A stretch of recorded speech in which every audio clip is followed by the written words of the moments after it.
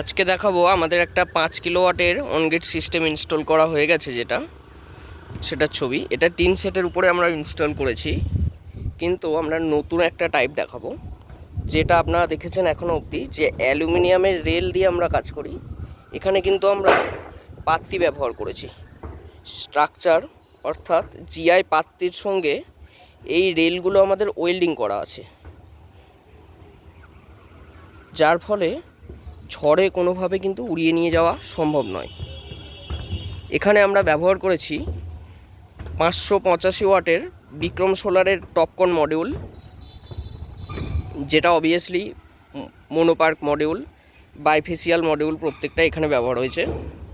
আপনারা দেখতে পাচ্ছেন আমাদের কাজের কোয়ালিটি।